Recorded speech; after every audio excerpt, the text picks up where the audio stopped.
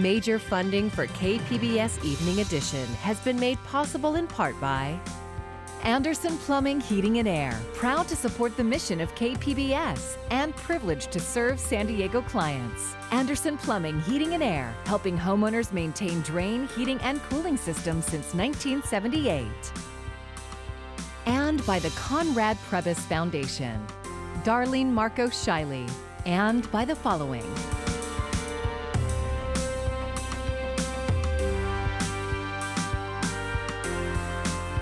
And by viewers like you. Thank you. Good evening. It's Wednesday, August 5th. Thanks for joining us. I'm Maya Trabulsi. The devastation in Beirut is being felt around the world and here in San Diego as recovery efforts get underway. Satellite images and drone video show the widespread damage to the port in Lebanon's capital city after an explosion that killed 135 people and injured thousands more.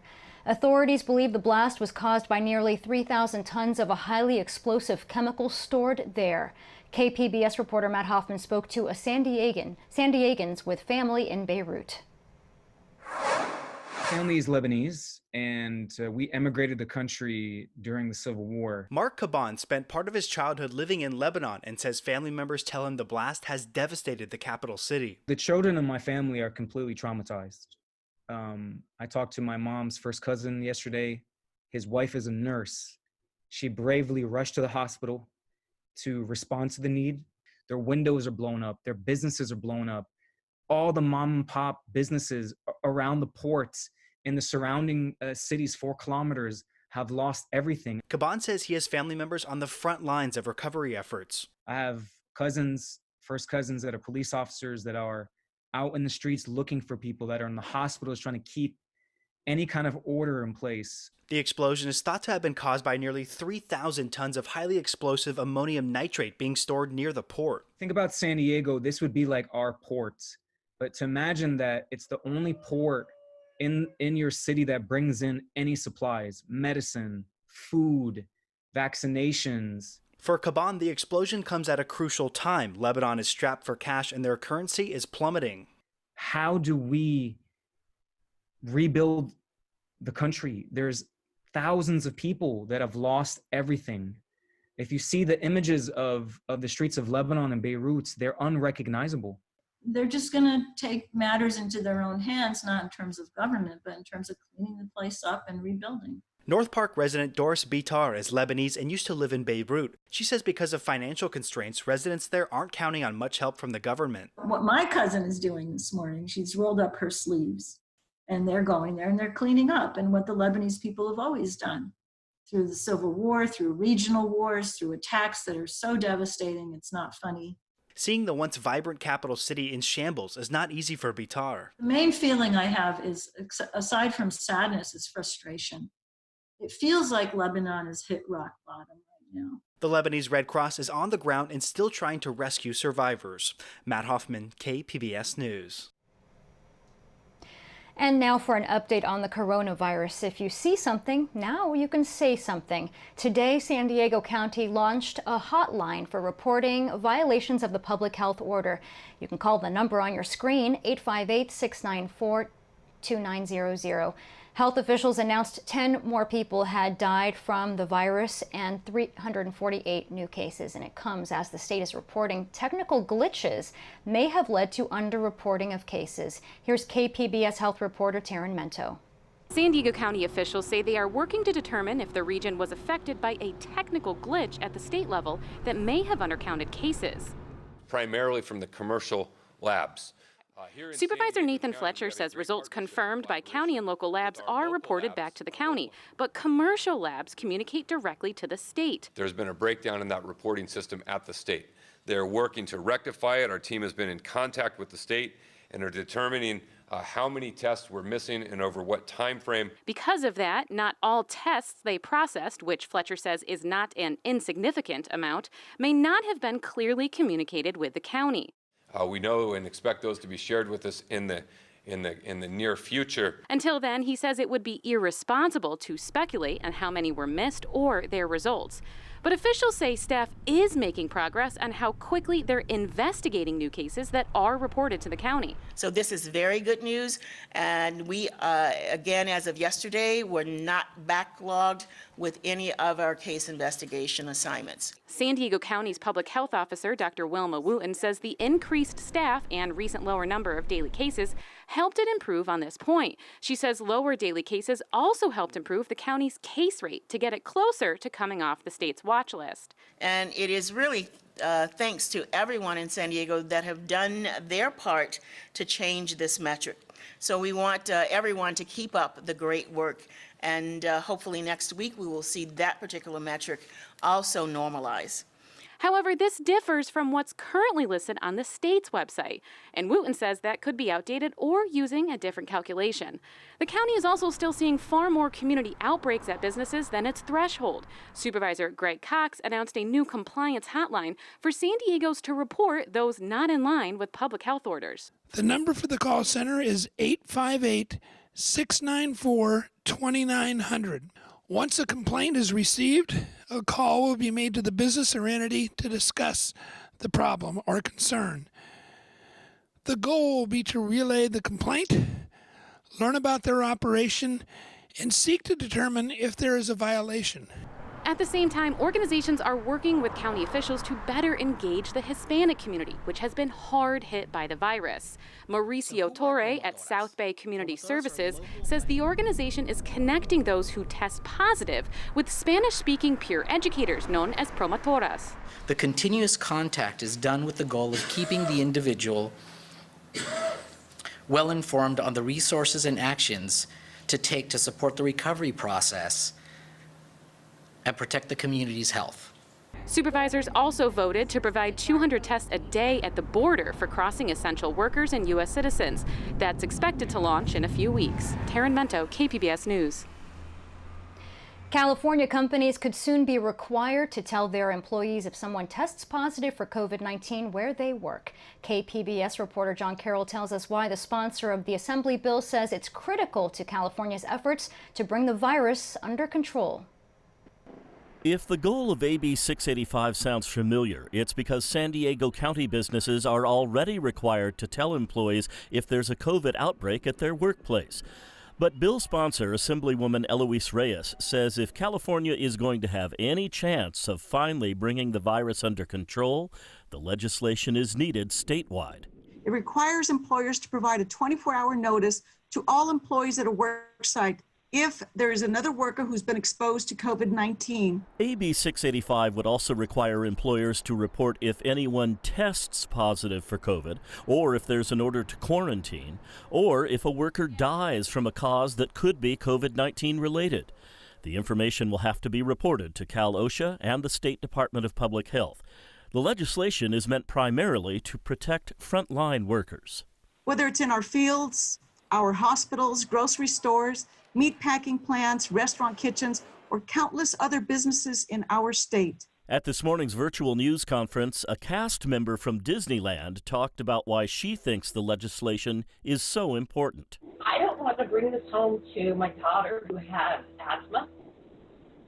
My mother, who's 86, will be moving in with me soon. In our communities, people have had to return to work. San Diego Assemblywoman Lorena Gonzalez says AB 685 is crucial to stopping the spread of the virus in the Latinx community. It will prevent our Latino communities from taking that home and exposing their families. We know that's also happening. And so this is essential, we think, to stop the bleeding really in our community. The bill now moves to the Senate. If it passes there, it's back to the Assembly for a final look, then to the governor. Assemblywoman Reyes says she hopes to see it become law by September. John Carroll, KPBS News.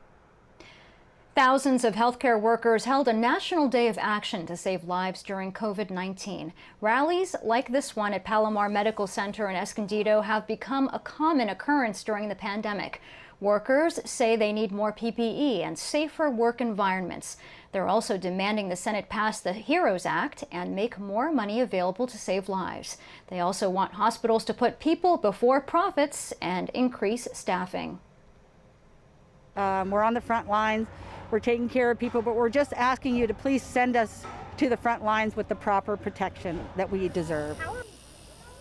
In a statement, Palomar Health said it has always met or exceeded California state mandate staffing ratios and met or exceeded all PPE requirements.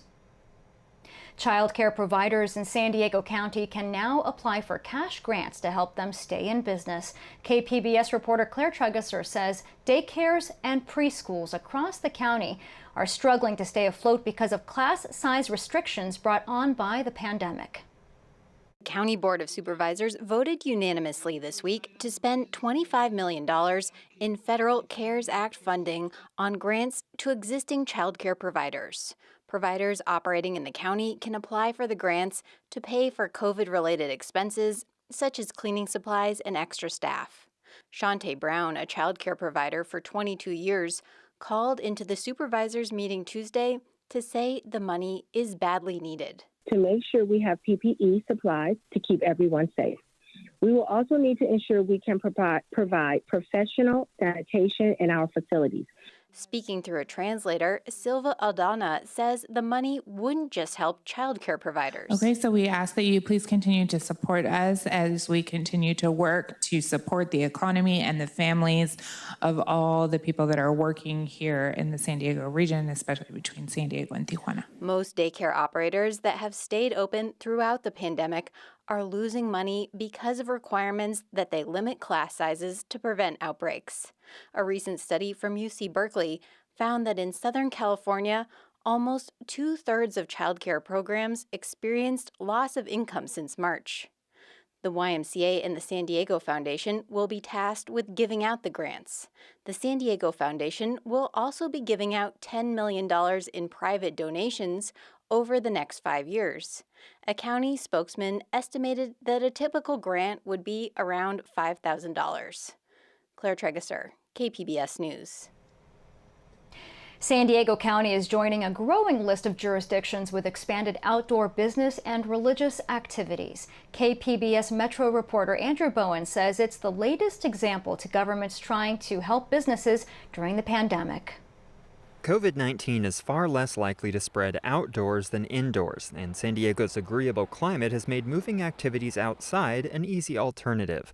The County Board of Supervisors Wednesday approved a measure to streamline permitting for outdoor gyms and religious services at reservable county parks. Supervisor Diane Jacobs sponsored the action.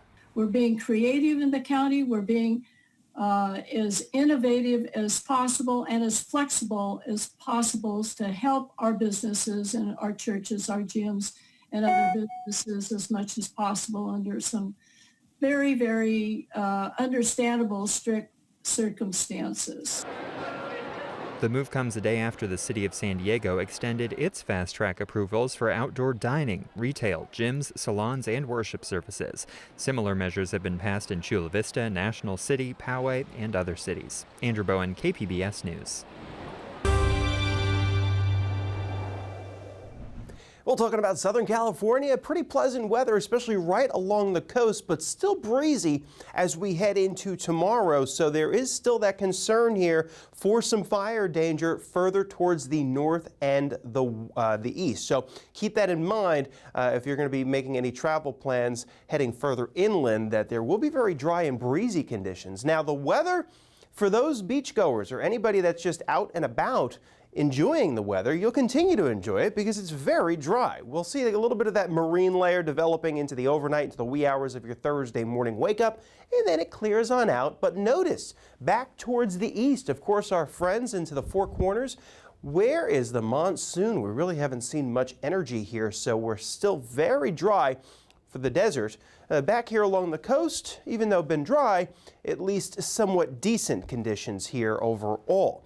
Now, speaking of, where are we at so far? Well, specifically, if you look at San Diego, back up towards Los Angeles, roughly slightly below the norm so far for the rain, at least for the entire year. So it hasn't been bone dry, but speaking of, it continues to be very dry at this current hour, and we're going to see those dry conditions. Sorry about that little hiccup there on the water vapor. But into tonight, we're falling back into the 50s, 60s near the coast there. Mount Laguna will be cool after a cool start. It's a nice day in the mountains there, but there's some hot spots, yeah, especially across the desert areas.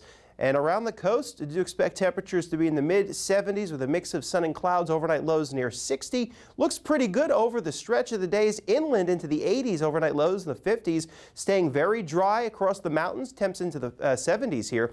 And the lower and middle 50s here as we roll forward. And one last stop to the desert where it is hot into the triple digits there at about 108 Saturday.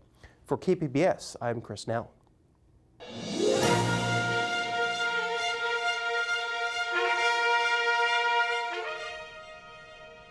Former Vice President Joe Biden will officially accept the Democratic presidential nomination in his home state of Delaware. The original plan was to accept at the DNC in Milwaukee, but due to the coronavirus, the convention will now be almost entirely virtual. Officials announced today Biden and other speakers will not travel to Milwaukee. The former VP is expected to announce his running mate sometime next week. New California laws require counties to send mail-in ballots to all 20 million of the state's registered voters ahead of the election. President Trump is causing confusion by attacking certain types of mail-in voting while praising others. Whitney Wild explains. As the coronavirus forces states to look at safe ways to hold elections, President Trump is promoting Florida's vote-by-mail system. They've had two very good governors, frankly, and they have an infrastructure that's taken years to build. While blasting Nevada's. It will be a disaster. The Trump campaign filed a lawsuit over Nevada's plan to expand mail-in voting this November. They will never be able to tabulate their votes because they're not set up for it. We've had mail-in voting, absentee ballots going on as long as I can remember in the state of Nevada. We've never had any problems. Under the sweeping new election law signed by the governor on Monday, every active registered voter would be mailed a ballot. They plan to send these ballots to everybody that's ever walked in the state of Nevada. The law extends the deadline for when mail-in ballots can be counted. Ballots can arrive up to a week after Election Day, the campaign claims. You can cast it several days after the election. That is incredibly problematic. The legislation will also ease some restriction for who can legally handle and submit other people's ballots, a move that Republicans fear could lead to voter fraud. It's United States Postal Service. They have the same regulations. So if they can handle it in Florida, they can certainly handle it in Nevada. The new law prompted protests and this warning from the president. We're in court. We'll see how it works out. But if it doesn't work out, you're not going to know the November 3rd election results. I'm talking for the country. It could be for months and months. At the White House, I'm Whitney Wild. San Diego County is mailing out ballots on October 5th. For more information, you can visit sdvote.com, and there you can register to vote, sign up to track your ballot, volunteer to become a poll worker, and more. KPBS partner iNewsSource is launching a series called Veterans Voices. It will follow veterans as the San Diego VA removes them from a drug treatment that's been effective in relieving their depression and suicidal thoughts. iNewsSource investigative reporter Brad Racino and video journalist Zoe Myers share a local Marine's story. This is Henry. Henry, this isn't the original Henry. This is actually just a leaf I took from Henry and propagated. But Henry was the beginning of my plant obsession. Kaya Bender recently gave us a tour of the garden outside his Vista apartment. Parsley, basil, mint, oregano. The 29-year-old is a Marine veteran with a history of major depression and suicidal thoughts. I have these crazy dreams of what it would look like this big old food forest. It's just a bunch of fruit trees and other food plants. The assumption that he'll be alive to see that happen is proof to Bender that his ketamine drug treatments are working. This is one of the things that ketamine did for me, was allow me to stick to something longer than 6 months and actually pursue a passion and develop goals and a life. Ketamine began in the 1960s as a veterinary anesthetic, but in the early 2000s, scientists began to notice its tremendous effect on patients with treatment-resistant depression. They also recognized ketamine's ability to rapidly reduce suicidal impulses, as it did with Bender. I couldn't have imagined being capable of doing the things that I'm doing now every single day.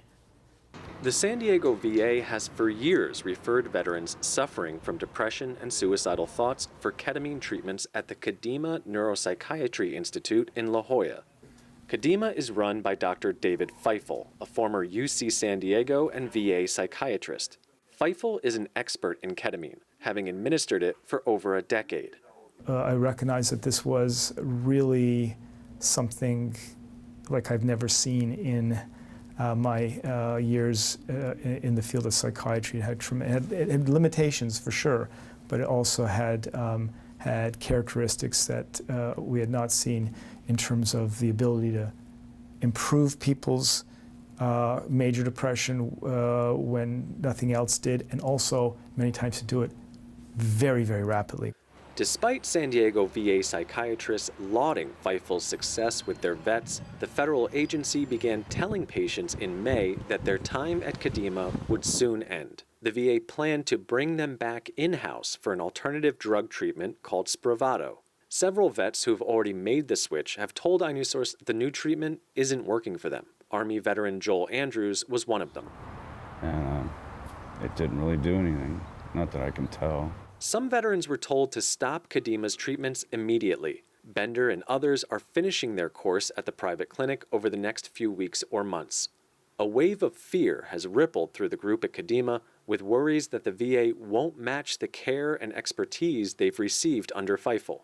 I'm scared that, they're what they're doing won't be enough, and that I'll end up feeling like I did before ketamine. And that's terrifying to me, because I don't know if I would make it through it again. Just the idea of losing the drug in part prompted one local veteran, a Navy and Marine pilot, to take her life. Now Kadima's vets are pleading with VA leadership not to stop a treatment that for the first time gave them hope. Some are reaching out to politicians, including San Diego Congressman Scott Peters, whose office is working directly with some of the vets affected. I want what's best for these vets, and the VA does too. It may be that in many cases this is the only thing that works, so it's the only option, but the problem is that we know very little about the long-term usefulness or effectiveness of intramuscular ketamine for depression, as a treatment for depression, and that worries me. So our job now is to make sure the mental health professionals at the VA are looking at each case individually and giving each individual what works for them because it works, not because it's what's convenient for the VA. But so far, the VA has stayed the course. There are a few dozen vets caught up in this ongoing situation. That's why iNewsSource created this series, Veterans Voices, to let them share their stories. It will provide a first-hand look at how local veterans are grappling with mental illness and fighting for their own health care within the VA system. For KPBS, I'm iNewsSource investigative reporter Brad Racino. You can hear from more veterans and follow the discussion online at inewsource.org/Veterans Voices. And if you or someone you know is considering suicide, call the National Suicide Prevention Hotline at 1-800-273-8255. I'm Judy Woodruff. Tonight on the NewsHour, the global death toll from COVID-19 surpasses 700,000. Coming up at 7 after Evening Edition on KPBS. Swimmers, surfers, paddle and boogie boarders, anyone who goes into the ocean off of San Diego County is probably swimming with sharks. KPBS reporter John Carroll explains why. Swimming with the sharks. Whether you like it or not, if you're going into the ocean off Southern California, that's probably what you're doing. So what that means is during the summer, you could have thousands of beachgoers sharing a beach with 20 or 30 juvenile white sharks. Along with heading up Long Beach State's Shark Lab, Chris Lowe is also a professor of marine biology. He says there are a couple of reasons for the abundance of young white sharks off Southern California. Our beaches are the nursery for white sharks in the whole Northeast Pacific. Lowe is working with colleagues here at the Scripps Institution of Oceanography. They're in the midst of a 5-year study on sharks. They're studying when and where white sharks appear and what circumstances lead to attacks, all in order to improve beach safety. They're using a couple of different methodologies, including drones. How many sharks are out there? How many people are out there? And when are sharks and people in the same place at the same time? When the drones show several sharks in the same place as people, Lowe and his team alert lifeguards in the area. But encounters with humans are extremely rare. The Shark Research Committee, which tracks shark activity on the West Coast, has only documented 100 shark attacks since 2000. 6 of those were fatal. Lowe and his team are tagging white sharks to track their movements, and those tags transmit valuable information.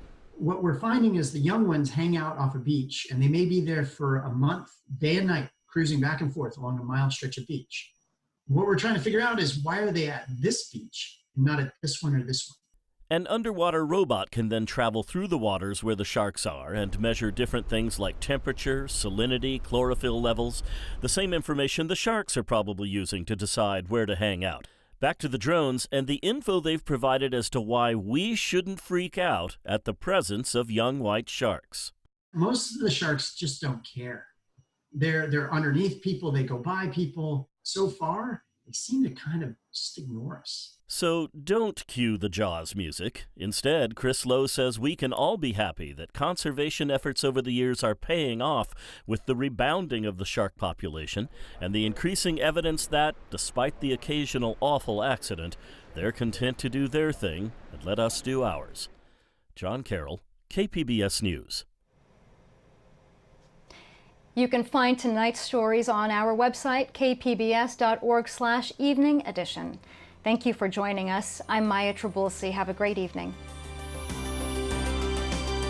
Major funding for KPBS Evening Edition has been made possible in part by Anderson Plumbing, Heating and Air, proud to support the mission of KPBS and privileged to serve San Diego clients. Anderson Plumbing, Heating and Air, helping homeowners maintain drain, heating, and cooling systems since 1978. And by the Conrad Prebys Foundation, Darlene Marco Shiley, and by the following.